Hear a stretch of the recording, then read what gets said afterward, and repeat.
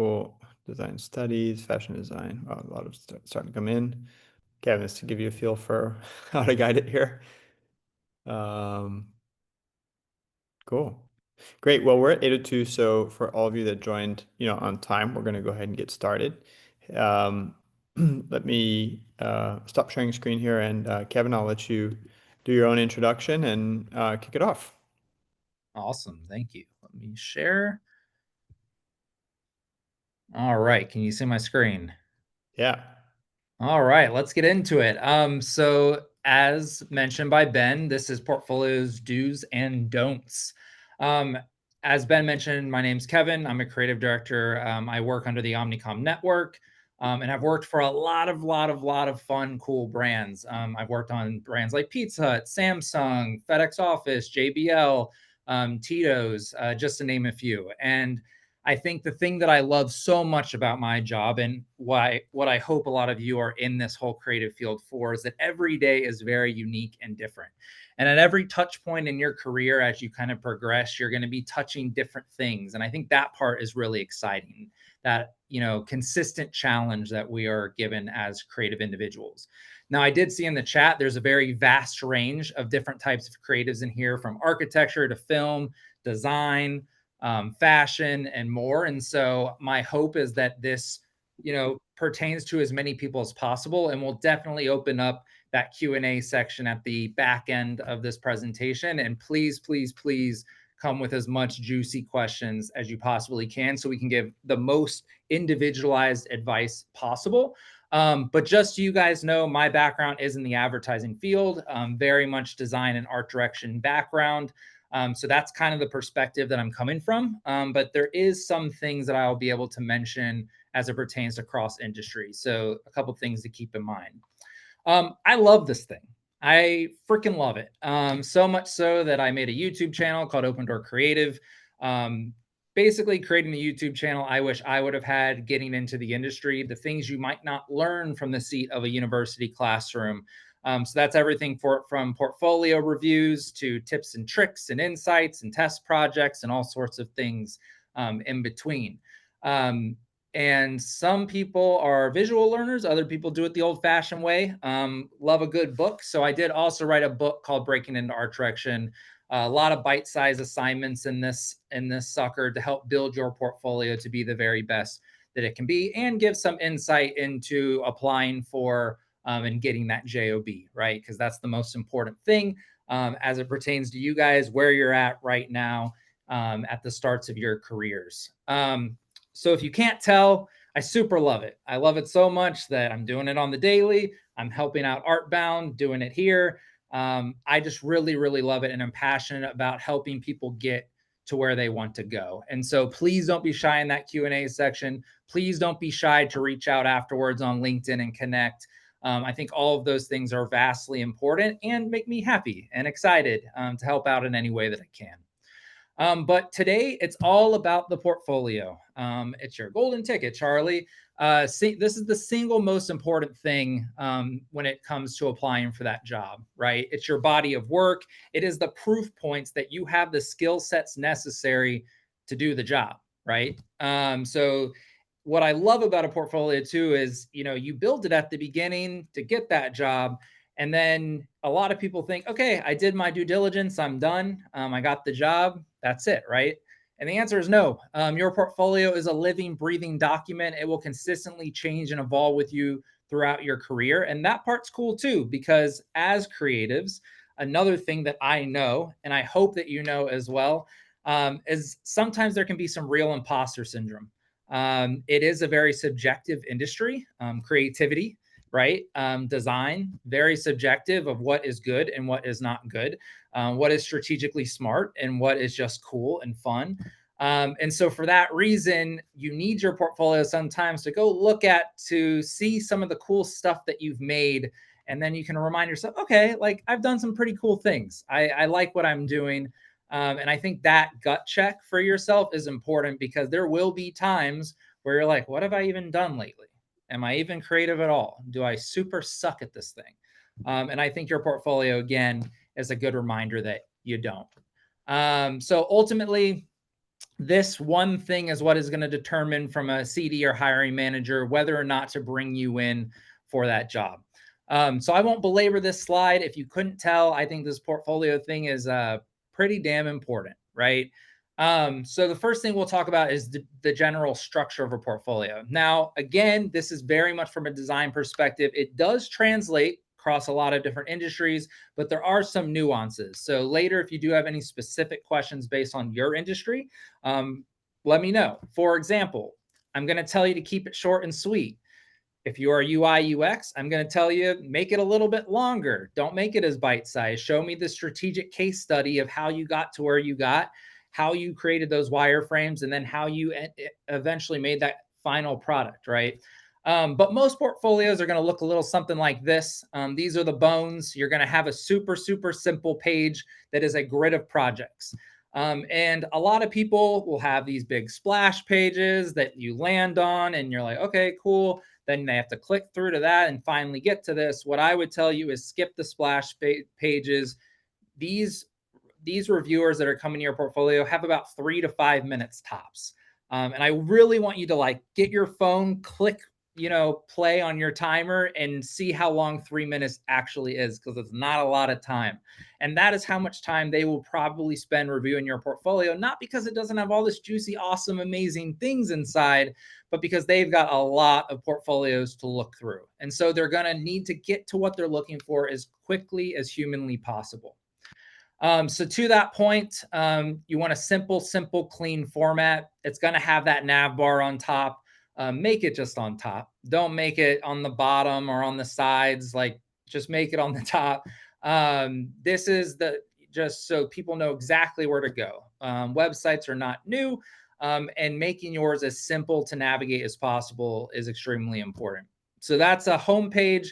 Your portfolio will also have a work section and project sections, as well as that about page. And I'll get to that about page later because that one's important as well and very much overlooked.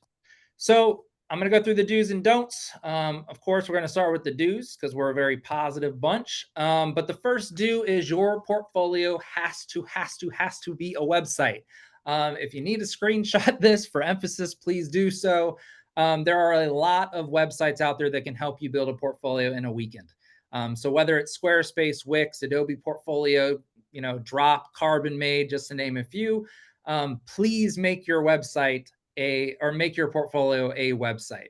Long gone are the days of PDFs. I do love a physical portfolio when someone comes in for an interview. I think it's old school and fun and tactile.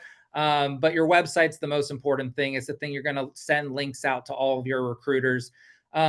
And it's not that we're just lazy and don't want to download PDFs. A lot of agencies actually, through security training, don't allow us to download a lot of external documents, period.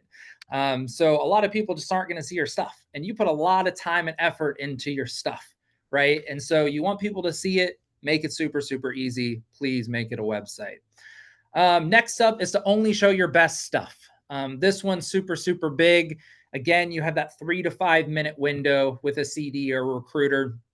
And you want to make sure that when they click on any random project in your portfolio, that you are happy with what they landed on. The worst thing is if you're like, oh, I hate this project, but I just want to get a lot of projects in here to make it look like I've done a lot of things. And then that recruiter clicks those projects and not the ones that you were super excited to show. That's a losing game. You don't want that, right? So you will only be judged by your weakest piece. Do not be afraid to self-edit and only show the very best. You're putting your best foot forward is important in interviews, when you're meeting people, but it's also super important in your portfolio as well. Next up, how many projects is enough? I get asked this question like all the time. The industry says there is no magic number. I call bullshit on the industry. They're lying. There is. It's 5 to 6 projects. Essentially, you need enough to judge. People need to be able to judge your skill sets, show how diverse your range of skills are. Showcase the diversity of different types of projects that are in your portfolio. They want to see that you've done a couple things to give yourself, again, those proof points to prove that you can do the job, that you can tackle any project that comes your way. And speaking of range, this is my biggest to do in the whole presentation, which is show range. Range. I would have put it on here 20 more times if I could, but you want to show range in your clients. Can you take on a large durable brand like a Samsung fridge? Can you take on a small disposable product like Crest toothpaste? Show range in your style. Does your style fluctuate from project to project? For example, a campaign for Coca-Cola should look nothing like a campaign for Oreo. So keep those things in mind. Shouldn't look anything like a brand like Camelback. If I had more things around me that were branded, I would show them all on screen and say, these things all look different. So keep that in mind when you're designing. Now, there are a lot of designers out there who like to create their own aesthetic and their own style. And that's awesome. If you're one of those designers, kick ass, awesome, do that. But showing range in your stylistic skills is important too. Typically, when someone owns a particular style and someone can point to it and be like, oh, that person did that particular thing, that's great when you're making murals and other types of artwork. When you're doing brand work, it's important to be able to really hone in on the brand guidelines, be able to execute so that it looks and feels like the brands in which you're representing. You also want to show range in media and execution. This is my show print, digital, out of home, social, experiential, and across industry, show other types of executions. If you're in garments, make sure you're not just sticking to one, but sticking to many. I think filtering all of your ideas and all your designs through a 360-degree lens is crucial, because it shows that conceptual ability to bring your ideas to life in all sorts of different forms and ways. And of course, your audiences are going to be different too, right? So showcasing range in audiences is vastly important as well. This one, show your work in the best light. So earlier I talked about, make sure you're only showing your best stuff. And then once you show that best stuff, make sure that you show it in the most large and impactful way as possible. We are in a visual communications field, most of us. So you don't want to be afraid to make your imagery big and large on your portfolio site as well. That means organization, the order and the storytelling in which you're presenting your work should be super digestible and be able to tell a nice story for those who are viewing it in a very succinct way. And what I mean by that is almost see every portfolio project page while you're scrolling as a presentation you would give to a client, right? What's the problem and what's the solution that you're putting forward? Now, that problem shouldn't be 6 paragraphs, and I'll get to that. I'm getting to the don'ts. I'm getting ahead of myself. But it should tell a very succinct story and let your work do a lot of the talking. So as someone's seamlessly scrolling down that page, they're getting a full sense of kind of the full exploratory that you've done in that particular project. But I have to talk about the don'ts. I know we were positive, but let's get negative for a second.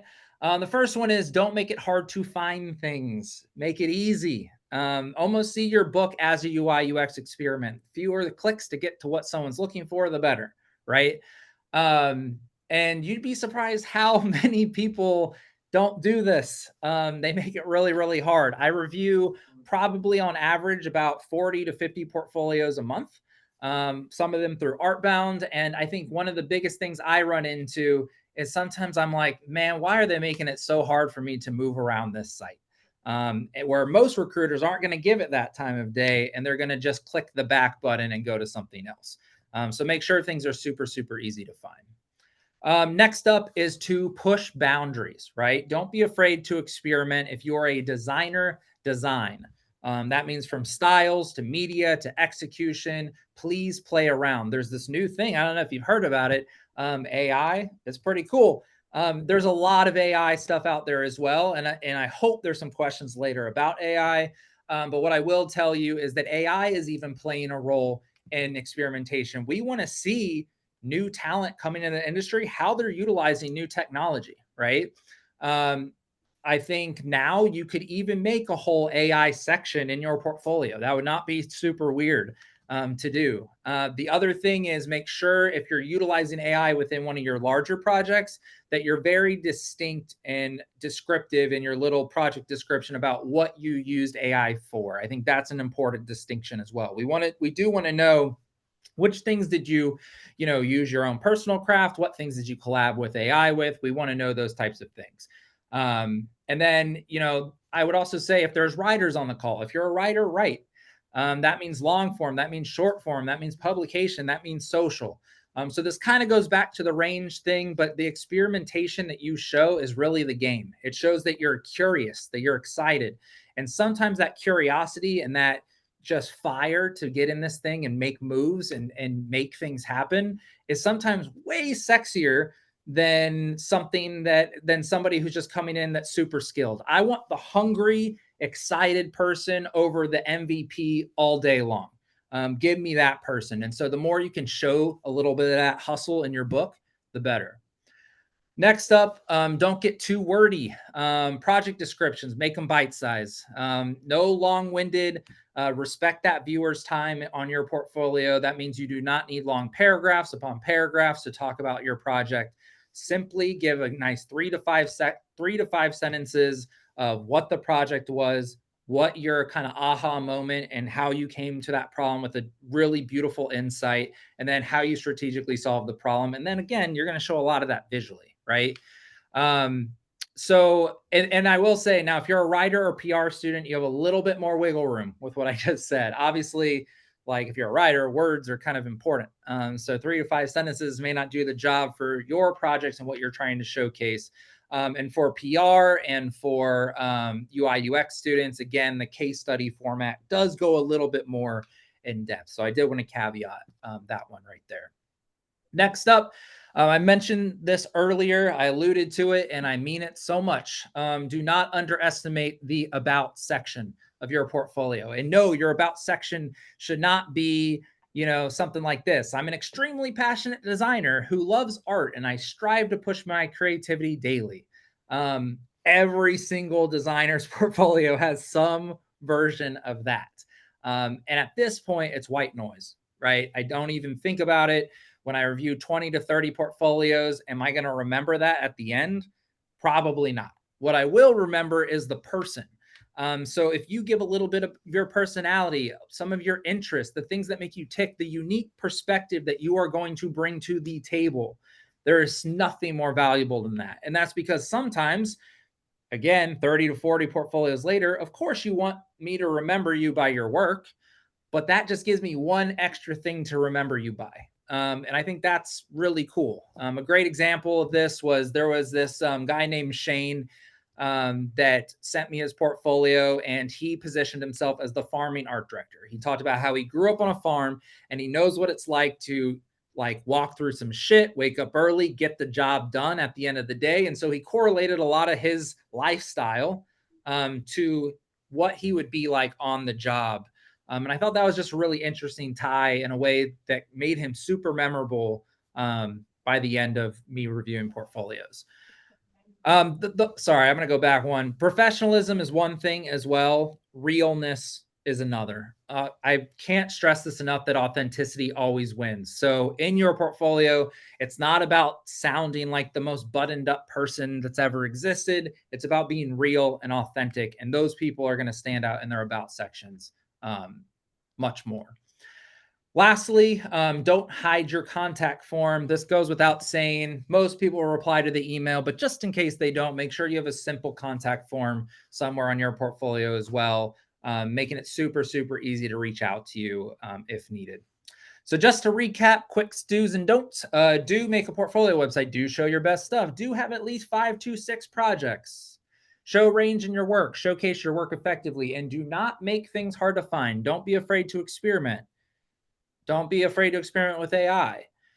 Don't get too wordy in descriptions. Don't sleep on the about section, and don't hide your contact form.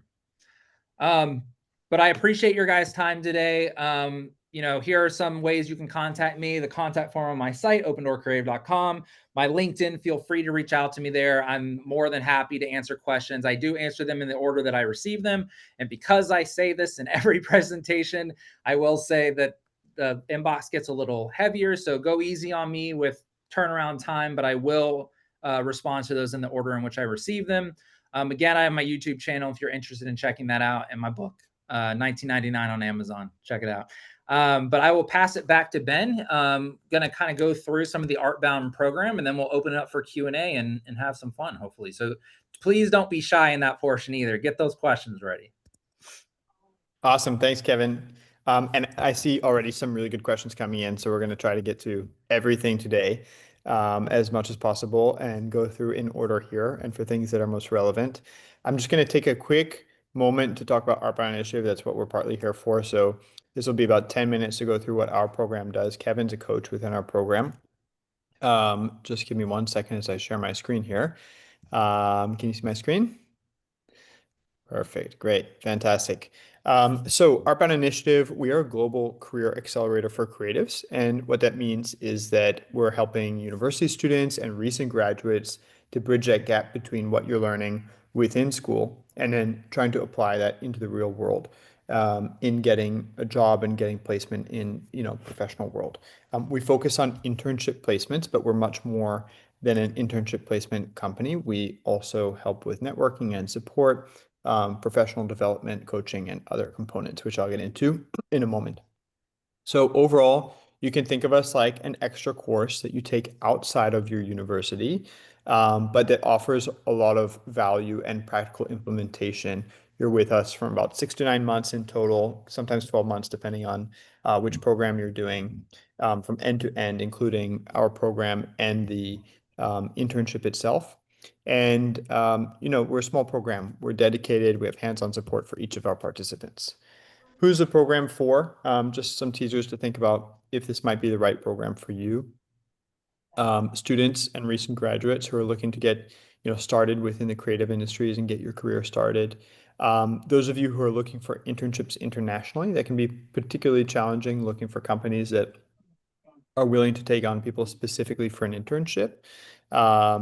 And international students, like if you're on an F1 visa in the US or on a Tier 4 in the UK or on a 485 visa in Australia, we're happy to help and support looking for an internship for you and finding companies that are compliant with it. And then if you're looking to do it for academic credit and you need something lined up for that spring or for that fall or for that summer, that's aligned with your, degree, that's something that we can help and support with as well. Our destination. So there's lots of different destinations that you can go for an internship.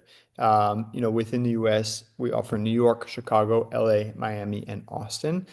If you want to go internationally, from the US, or if you're already in one of these destinations, you could do London and Berlin, and then Melbourne or Sydney in Australia. And then we also have virtual opportunities. So, if you're not able to travel or don't want to travel, it's certainly an additional cost to think about. Then you could do a virtual internship. Internship types. There's a lot of different internship types that we offer, but they're all in 5 main domains. So entertainment and media, you can be working within production, post-production, VFX or music. Design, it could be within graphic or branding or motion, for example. And then, UI, UX or web design. We also have marketing and advertising. So communications, PR, social media management, content or copywriting, advertising, fine arts. You could work with an artist or a gallery or an institution, or within fashion, more on the business side of fashion. So marketing, wholesale, PR, styling, etc. How it works is that you'll actually pick, a few internship types that are your top choices if you join the program, and then a couple backups. And we'll work with you to also do the same thing for destination. So you might say, okay, I'm interested in film production and theater production and VFX and also content writing. And for backups, I could do, something within advertising and within project management. And then you might say, okay, I'm really looking to do something in New York, but I'm also okay with Miami as a backup. Then we'll try to find internships for you first within your top choice internship types and your top choice destination. And 85 to 90% of the participants coming through our program are getting those top choices of both destination and internship types. So we have very good rate of getting what you want. Sorry, if you could mute, please. Thank you very much. Sorry, I'm just going to mute a couple of people here. Great, thanks. So The program has four main inclusions, and anytime that you're paying for a program, this is a paid program that you pay for as a course. You should know exactly what you're getting out of it, and so I'll go through those four components really quickly here. Number one, access to ABI Academy. Here we see Kevin. Hey, Kevin. Access to the ABI Academy. There's two components of this: preparing your profile, that's your resume, your portfolio, your interview skills, and also prep for the recruitment process. And then component number two is helping you prepare for the internship. And this is all just to make sure that you're successful in the interview process, and then you're also successful in the internship itself. It's a combination of live coaching sessions like this one that you're having today, but a little bit different. And then some content and support from our team as well, who's helping you through those different components. We have a lot of different coaches that work in our program. Justin, with Warner Brothers, Jen with MTV Paramount, Kevin, of course, one of the coaches here, Michael with Ralph Lauren, Shonda, who's founder and CEO of an agency, and then Jazz, who's director of global social media marketing at Shutterstock. And we have other coaches too. These are just some examples of the coaches that we work with. Item number two that you get from the program is a guaranteed internship placement. We do guarantee that you'll receive an offer, within your fields and destinations that we've chosen together as a strategy. As I mentioned, 90% of people are getting their top choices, but something within the strategy. And I think what's important to note here is that if you don't receive an offer, within the timeline and within the strategy that we've created, you have a full program refund. So we are really confident in securing an offer for you. How we do this, we don't actually control the hiring process with the companies that we work with. We don't have a financial relationship with the company partners that we work with. We just have a relationship with them. But our job is to make your profile stand out on its own. And that's through portfolio development, through the resume development, and through everything that's in the ABI Academy, making sure that you're going to, really stand out. The companies that we work with, they're still going to interview and hire the people that are a good fit for them. What we can do is get your resume to the top of the stack, and we know what they're looking for, so we can help tweak your profile. We can work with you on coaching, and anytime that we're getting feedback on interviews, we can incorporate that with further advice. We continue this process until you've received an offer, and the process works really well. Last year, we had 250 participants come through the program, and we had a 100% success rate in getting every single one of those people placed into internships. Internships could be from 3 to 6 months in duration. They could be part-time or full-time. They could be for credit or experience. We can't guarantee paid opportunities. We would like to. We're working on, getting as many paid opportunities as possible, but it's a challenge that you'll face coming through us or going individually. And we just want to be transparent about that from the beginning. And about 60% of our participants have been hired post-internship, either in freelance or full-time or part-time roles with the companies that they've interned for. Item number three that you receive from the program, so you're going to receive dedicated support. So our team is very hands-on with all of participants that are coming through. You have program coordinators that are going to help you with onboarding and recruitment preparation and resume and portfolio reviews together with the coaches here. You also have travel and placement coordinators. We do visa processing if you're going internationally. There's housing available and insurance. And then they're also handling the placement with partner companies. And then when you land in city, wherever you're going, you're getting an in-city orientation. We're doing offline events, and they're there for emergency contact. So if you're going internationally, visa is handled by our team as part of the program, as well as helping you get housing situated if you need it through third-party providers. And then last but not least, access to our community. Networking is so important in the creative industries and building, people that that can help continue to develop your career. We have over 1,000 alumni who've been through the program who are on our app. It's a great way for you to connect with people who are a little bit more your senior. So maybe 3, 5, 7 years out, they're managers or more senior. They started just where you're starting. So it's a great place to be like, hey, you went through the program. Like, let's grab a coffee. Can I have some advice? Can I pick your brain? You don't need to know 1,000 people, but, try to find five or 10 people here who are going to be supportive to you in your career. And then we also do the events that are offline. We do have a tuition, as I mentioned. We are, like a course that you're going to take outside of your university. And some of you should check with your universities. A lot of universities have funding available for external programs.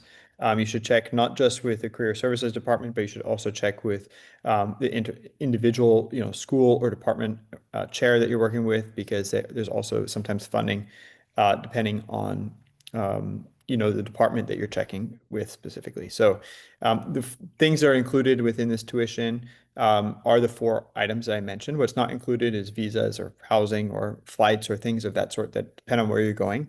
But our program fee includes the guaranteed internship placement, the academy, the network, and the dedicated support.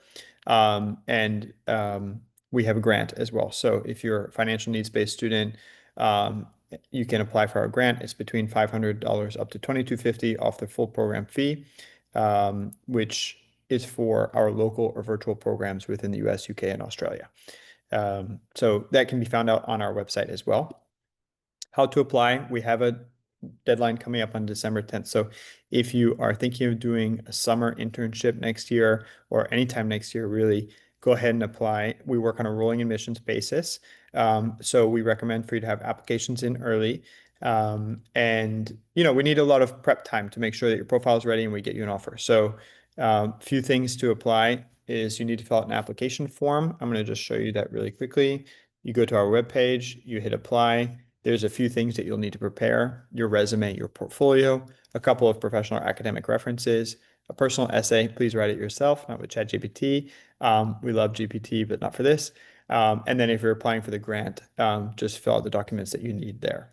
For your resume, you don't need a perfectly polished resume. We're going to work with you on that, within the program. We love to just see what's your work experience, what's your education experience, anything along those lines. Portfolio, same. Kevin's saying, like, have it in a website, have it perfectly polished. That's needed for a job. We love seeing great, portfolios. But that's part of what our program is for. So if you're feeling like, hey, I don't quite have that ready, don't make that a blocker for you to apply. We're going to work with you on the program, in the program for that. And then you start your application, and anything that you see in the application is not final. So if you're picking a destination or an internship type, we'll talk about that in the interview that we set up with you afterwards. Then you'll have a result, whether or not you've been accepted into the program. And then finally, you can make your decision whether or not to move forward. Everything from the application to the interview to the result doesn't have any fee. So you can go through that process and decide whether or not this is the right program for you once you receive a decision of whether or not you've been accepted. And then next steps for you, as I mentioned, just apply directly. You can also go to our homepage and see if you're eligible by filling in a short form. And that's really it. And we have a few other upcoming events that you can check and register for. So if you have any questions about the Outbound Initiative program, please pop them in the chat and I'll try to answer them as we're going through everything in the chat. But let's get back to these great questions. Sorry for taking so much time here and going through things that Kevin's got here. So maybe, Kevin, should we just go kind of down the list here? Let's see. Yeah, that sounds good. What were all the Rachel asked what were all the sites you can use to make a website? You listed off a few. Can you rattle them off again? Yeah. So Squarespace and Wix are probably the top ones in the game. They're the easiest to utilize and create. But Adobe Portfolio is good too. Drop is good. Carbon Made is pretty good.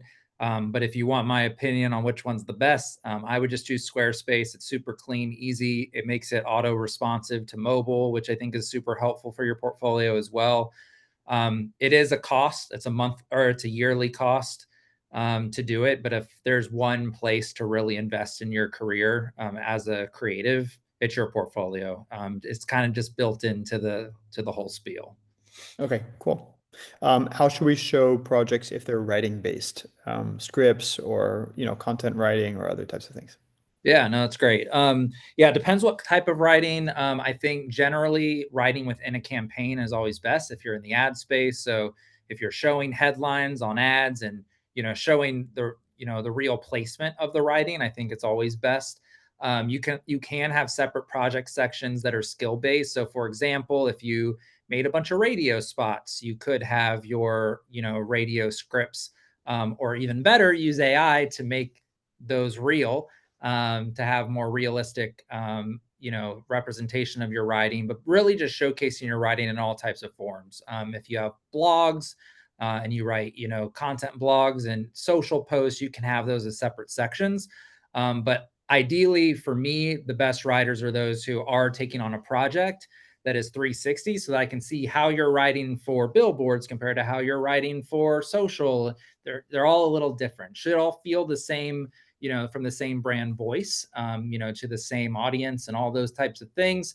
But it should feel unique to the context that it's being placed to. And I think that's really shows some more strategic writing more than anything.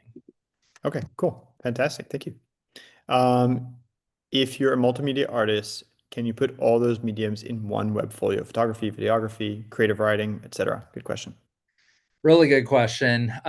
This is my POV on it. I don't know what everyone feels. What I will say is it depends on the jobs in which you're applying. So if the jobs you're applying are asking for a photographer, videographer, writer, all in one, go for it. Most are going to be a little bit more niche than that. And so your portfolio should really be catered to the job in which you're going for. So if you're trying to, if you're an art director, more wiggle room because you're going to play in a lot of different playgrounds. But just be kind of careful because sometimes those portfolios can look like they lack focus on what that person wants. And what I mean by that is if by the ones you listed, if I were bringing you in for videography, for example, um, and you said you wanted to be a creative writer too, I'd be like, oh, I don't know if they'd be happy in my specific role because I don't really have writing responsibilities under that videography job. So just think about it that way. Really think about it for what you're applying. That's really ultimately what a portfolio is. You're catering to the jobs in which you want, right? Great. How do you motivate yourself with passion projects and non-work projects for your portfolio? Great question. Um, I motivate myself by starting with projects that I just like and am excited about. So those could be projects that pertain to your interests, whether it's you want to make a music poster, or I'm going to use posters as an example because I make way too many posters. But typically, if you like a particular interest, making personal projects that way is a great way to kind of flex. I think once you get into the game, it's not all amazing campaign portfolio worthy projects that you're working with on a daily basis. That might be 20% of what you do. The other 80% might be more monotonous design. I won't lie to you, or design where you're like, oh, it's solid, but I just wouldn't put it in my book. And so sometimes these personal projects are vastly important to kind of keep yourself motivated and passionate. So instead of being motivated to do these projects, I would use these projects to be motivated. And I think that really continued, at least for me, to continue to have sparks throughout my career. Like I was doing a lot of poster design because I just want to get better with vector graphics and illustration.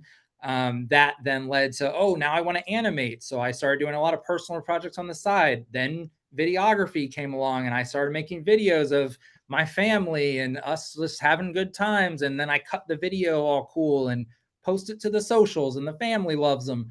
So really just finding your creative outlets outside of work are just another way to keep pushing your creative passions inside of work as well. Cool. Great. Um, if you have a website for your portfolio, do you think it's best to section off each work into different pages, or would that be too much clicking and would it be better to have it all in one page like a gallery?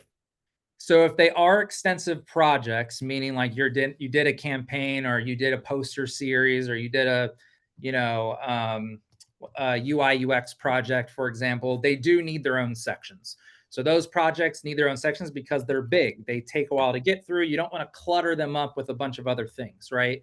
Now, if they are one-off projects, meaning singular design projects, say you made a singular poster, you did a singular branding assignment that all you did was a logo for it. I'll say if you did a whole branding assignment and showed that logo came to life with the color palette that you chose and then how you mocked it up on all these different things, that deserves its own section.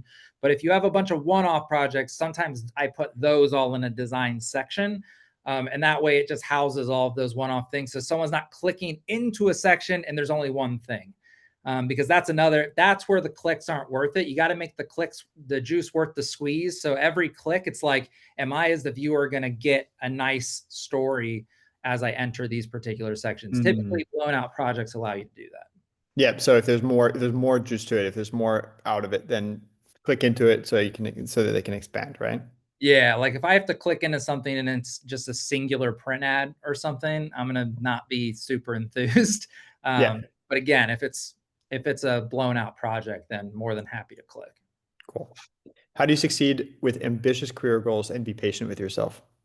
Ooh, I love this one. Who did this one? Alyssa. Alyssa. Nice. You were talking to a creative who was the most impatient junior creative of all time. All I could think about was how can I get to the next step? And then how can I get to the next step? And then how can I do more to get to the next step? And it stressed me out. And it also can really lead to, being a creative is an emotional thing. And sometimes as a junior, if you're working too hard too fast, which is good to work hard, but there's a healthy level of that. And then there's an unhealthy level. If you're being unhealthy with it, burnout is so real and it will happen fast. And it will actually make you grow slower than if you just kept the pace and did kind of what you needed to do. I think it took until I hit about a senior art director, maybe ACD level even, to where I was like, okay, I'm just going to enjoy what I'm doing today. And I think that as soon as I made that choice, I grew way faster than you could ever imagine. And I think that's because it wasn't just about the next thing, it was about being awesome at the thing I was currently, and what the current job entails, not thinking about what the next one does. And that allows you to keep up with your ambitious goals, but also celebrate the achievements that you have along the way. Such a common challenge and a good way to go about it. Exactly. How to be present. Anything you think should be on a portfolio website besides art? Something you think is very good for portfolios or something we can go to? Yeah. Cool. Yeah. I blended two questions here. Yeah. Yeah. Anything on the portfolio besides art? Yeah, I mean, kind of back to what I was talking about, you want to put out the portfolio that represents the work that you want to do, right? So ultimately, if you're going for an art-based, position, then the art is what you will want to show, right? Now, sometimes people will make a little link in their header that goes to a different section. It could be that, photography is not the main jam. You're usually like for a graphic design portfolio, that's a good example. Maybe graphic design is predominantly what you want to do. That's what you're applying for, all this kind of thing. But you also really enjoy doing photography on the side. It's just an extra skill set. Or maybe you're a fine artist too. I love to see that kind of stuff too, where it has its own section that's not on your main portfolio grid, but if someone wanted, they can go to this extra section and learn a little bit more about you, see some extra skill sets and talents. There was a great art director on my team who he was a graphic beast, but he also is a fine artist. And for one of our French bistro clients, La Madeleine, he was able to utilize his painterly skills and kind of make these custom packaging pieces. And we knew he had that skill set because of that extra section. So I hope that answered your question, but go make your portfolio based on what you want, but put a little extra section if you think it'll give you a little bit extra spice. Great. If you don't have a degree in UI UX, what are the steps you recommend to get in the industry? If you don't have a degree in UI UX, so degrees, let's talk about this for a second. People get into this creative industry in all sorts of ways. I actually, on my YouTube channel, I did car interviews with over 20 creatives, and that's all it was about. How did you get into this thing? And every story was so different and unique. And that's what I love about this thing. Artbound, another thing that's a more non-traditional path that accelerates you to get to where you want to go, right? And so what's interesting about all of these opportunities is that you can get to them with a little hard work. I fully believe, because one of my favorite designers I've ever worked with, his name is Josh Dumont. I'm going to give him the shout out he deserves. He went to college for 2 years and was like, you know what? I'm good. I'm going to make my portfolio on the side, finish this thing out and apply and start the job hunt and just go. And he's a baller and he taught himself a lot of things. My wife is another great example. Have to talk about this. She started off on the account side of the industry. She then went to strategy. I saw how artistic she was. I'm like, what are you doing? You're so artistic. And she's like, well, I didn't go to school for it. I didn't get a degree for it. I think she got a psychology degree.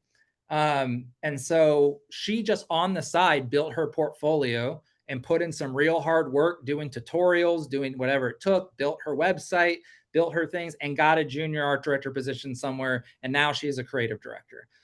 So that is the game, is if you want it bad enough, there are many ways in which you can get it. Yeah. Yeah, especially I think for like this is not medicine or science or things that you really need that degree to know how to do it, right? This is like Yeah. the degree helps, but there's a lot that you can learn also on the side, and there's a lot of free information out there. So just Yeah, about more about like your own, due diligence to be able to follow through with it and actually go totally. and learn. Yeah. Well, it's interesting too, because I'll tell you this too. There are a lot of people who will go to a portfolio school. So they do their university stuff, they do some projects, and they go do portfolio school. That doesn't guarantee you're going to be good. I've seen many handmade, taught myself from scratch portfolios that very fairly outweighed a very, I'll call experienced on paper designer as well. Great. Okay. Sorry, I lost my place here. No How do you get worries. desired brands you want to work for and place them in your portfolio? Great Talk question. about spec work maybe, but here, yeah. Exactly. Yeah. It's a little something called spec work. There is no shame in the game in doing spec work. So, essentially, what that means is you're doing a little fake project on the side for whatever brand that you want. And that is totally fine to do. I would tell you to be cautious about choosing the big players, the Coca-Colas, the Nikes, brands like that, because there's been a lot of amazing advertising done for those brands. Your work will be compared to those, even if it's not meant to be, unless you just have the best Nike idea ever, go do it. Fun. But as I said earlier about like Crest toothpaste, like if you were to do if you can make Crest toothpaste awesome, or one of my first projects ever was for Desitin baby rash cream. If you can make that cool and make that a cool project, like that is going to show strategically how awesome you are as a designer. So think about that too. But yeah, pick any brand of your choice. There's lots of different ways you can do this. My favorite one is just to go to your local store, walk blindly down the aisle, just point and see what you pointed at, and that's your new client, right? There's just Is that no how you more. got Desitin? That is how Desitin. I I'm did a kidding. slight version of that, but yes, exactly. Um, how do you cold email a firm or agency to view your portfolio? Great question. So once you have your portfolio built and ready to go, aside from going through Artbound, because we'll give you the most in-depth portfolio review of your life, the other way to do it is go to LinkedIn, send your portfolio out to 100 people. And it says, I think you said, how do you cold email? Yeah. And when you do that, when you send your portfolio out to 100 people, not asking for a job, but just asking for advice on your portfolio, that starts to open the door. I have gotten portfolios that I have reviewed and been like, "Oh, this is pretty sweet." I keep them in mind. And then when someone reaches out and applies, I'll actually remember some of the portfolios. And I'm like, man, they put some extra work in. They listen to some of the feedback. They listen to some of the critique. And that's super valuable. That's what I did. Before I got an industry, I sent my portfolio on LinkedIn to about 100 different creative directors and art directors. I maybe got 12 responses or so, not a whole ton, but enough to make a dent. And then I did it again and got a few more. But what I will say about that is I saw the consistencies in feedback. It really gave me insight into what I should be changing, what should be different. And then I was able to keep making my portfolio better and better and better. And then it's not about whether or not someone sees it or not. It's about the right people seeing it, and having something to say, because the best portfolios will stand out. You don't have to worry if you apply and you're in their application zone and your portfolio is in there and it's a stellar portfolio and it stands out, like that will do all the work for you. It's not necessarily just about cold emailing. Cool. Great advice. 100 people. Yeah, because you're getting a 10% response rate there or 12% response rate, right? Like it takes that many before you're going to get Right. enough Yep. back. How do I utilize AI in my work? Does this mean using Figma AI software? Okay, yes. Utilizing AI in your work is obviously a newer thing, but super relevant right now, obviously. And it's not going anywhere. I think the AI talk, we actually had a talk 2 days ago for Artbound with a bunch of faculty over AI and its importance in implementing it in the classroom, because they are implementing it in the real world right now. So the best thing you can do is utilize or learn as much AI as you can, but it's not about doing as much as possible. It's about picking the right ones to add to your AI toolbox, to your tool belt. So it's image generation. It's using ChatGPT to help brainstorm and concept and strategize and have that back and forth to come up with ideas, then bring those ideas to life in any way that you need. And if you need assets and want to do some image generation, you can totally do that kind of stuff. There's tons of image generation out there, from GPT to Midjourney. Dolly is a great one as well. And then you can even move that over if you want to make that into video with VO. VO 3 is about to be out, I believe.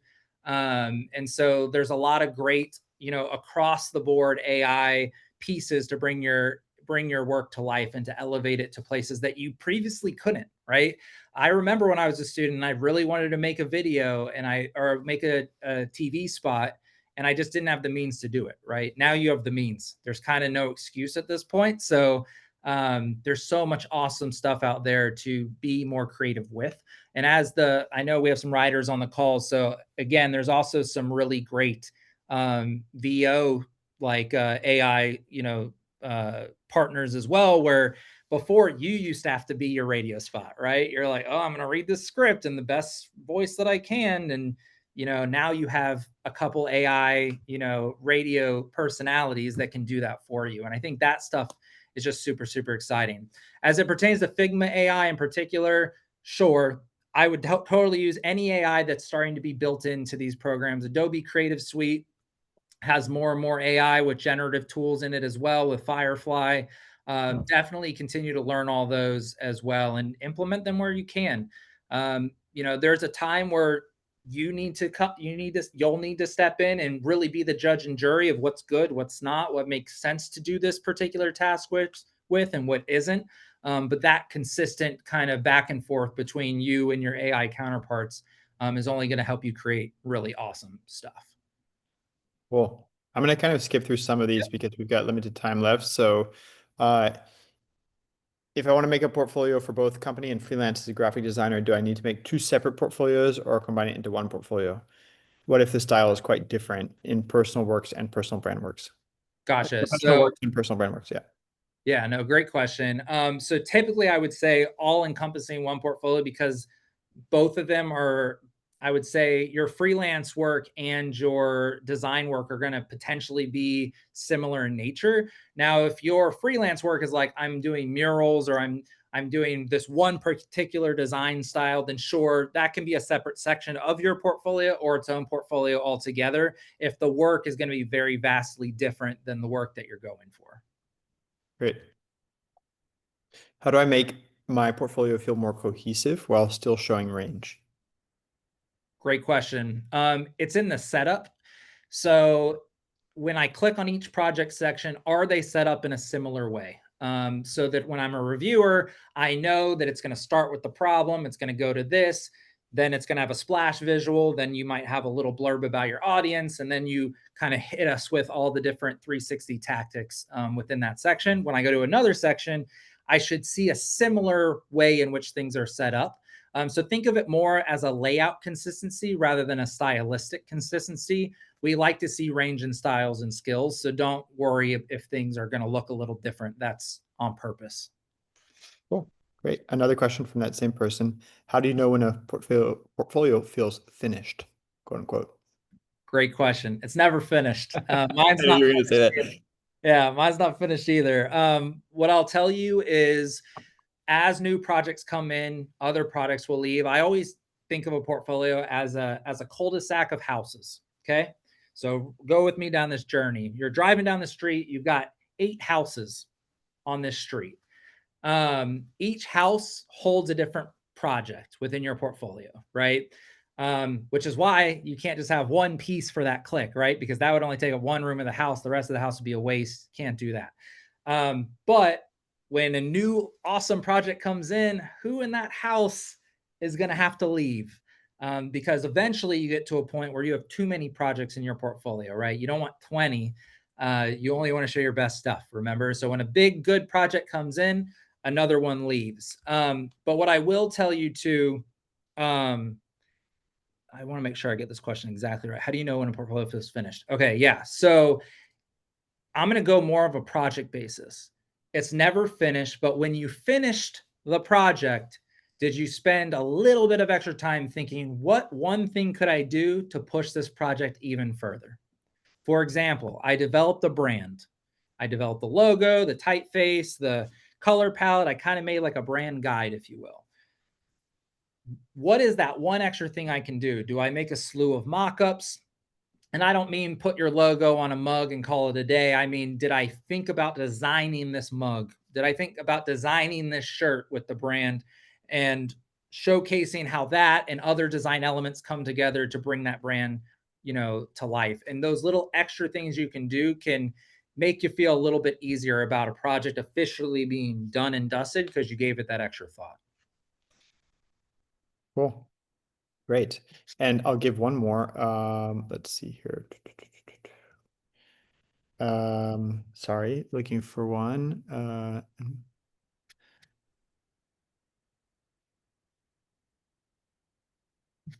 Sorry about that. No, you're good. Um,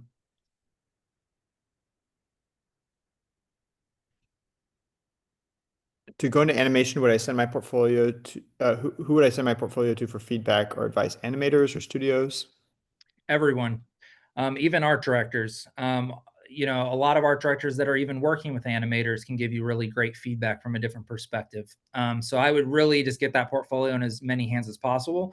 Obviously, starting with studios and animators and the jobs in which you're wanting to get, but don't feel afraid to cut off people. I wouldn't send it to your parents; they're going to tell you it's good anyway. But most people out there in the industry are willing to give feedback. They love to talk and give advice. Hence why I'm on this presentation right now. And so don't be afraid to do so. And I know we're short on time and short on questions. I know there's a lot of them in here. I just want to reiterate, please feel free to throw some questions on LinkedIn if you're still like itching for some answers to some things as well. Yeah, absolutely. Cool. So we've got 2 minutes left. So I'm gonna have, there's so many good questions here. So I'm really struggling to end this call.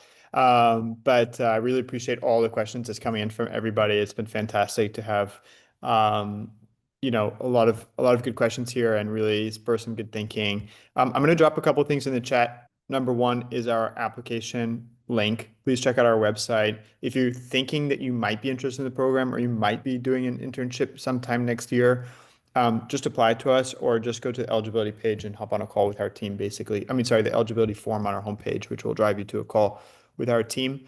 But apply, see if it's right for you, and then you can figure out if it's the right step for you to take next. And anybody that joins the program, I think you'll have a wonderful time. I've seen about 4 people who are in the program now and send some shout outs to them for joining us. Another thing, is please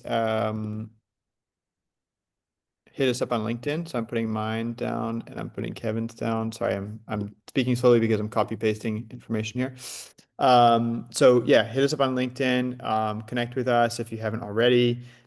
Send us a message if you have any questions. Like, don't hesitate to reach out. Like, I answer all questions on LinkedIn. So please, hit me up on LinkedIn. Like, ask me some questions if you had something else you needed, and I'll try to get to that. And I know Kevin does the same. So thank you all. Have a great night. And thanks, Kevin, so much for your time. I really appreciate it. And it's great to see some familiar faces here as well. Those who are in the program. Yeah. Awesome. Appreciate it. Yeah. All right. Thanks. Bye. Bye. Bye. Yeah. Bye-bye. Ciao.